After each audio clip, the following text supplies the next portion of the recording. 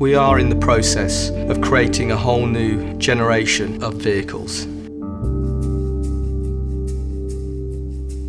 For the first time in our history, we're looking at how all these vehicles relate to each other and, more importantly, how they relate to the customer. Great design is the gateway to customer desirability. It's about making that emotional connection. People say, what was the inspiration for the new Range Rover? Well, the inspiration is its heritage. And when you look at that original vehicle and look at the vehicle we have today, that lineage is clear. It was a case of capitalising on the strengths of the previous car, but also into a new vehicle that had its own personality. It's not a static-looking car. The volumes of the car are in tension, they're in movement. There are no fussy, contrived, superficial styling elements. We played for a long time on those three key lines of how the sill and the waistline and the roofline work together. And it's the powerful, elegant way that those three lines relate to each other, I think works perfectly when you see the car moving.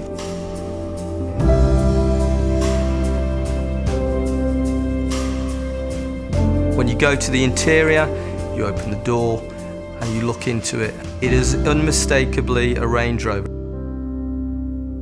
Those classic elements are there, a strong horizontal emphasis of the main fascia moulding intersected by this vertical console.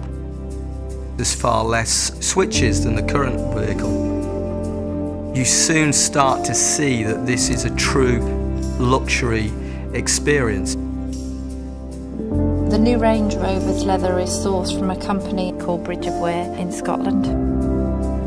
They're the only leather supplier in the world that produces low-carbon leather. We have semi-aniline leather on our seats, very soft, very supple to hand. Veneering is a very traditional process. All of our wood is from sustainable forests. We still have traditional craftsmen that have been doing the job all of their lives.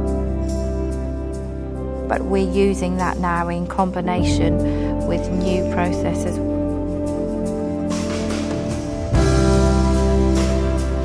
The aluminium architecture, I mean, it's a phenomenal technology, really. It's the world's first all-aluminium SUV. It's bonded and riveted to aircraft construction standards. Dynamically, the car is a revelation.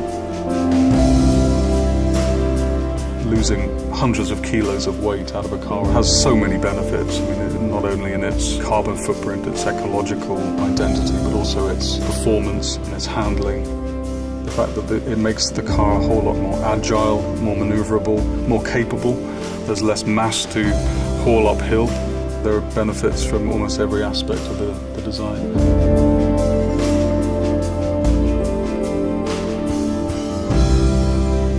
The aluminium then inspired us further in terms of visually lightening the interior design of the car. The panoramic roof is going to flood the interior with light, enhancing the feeling of cleanliness of the interior. I'm really pleased with the way that the design has evolved but still maintained that very clear Range Rover-ness. That's the best bit, I think.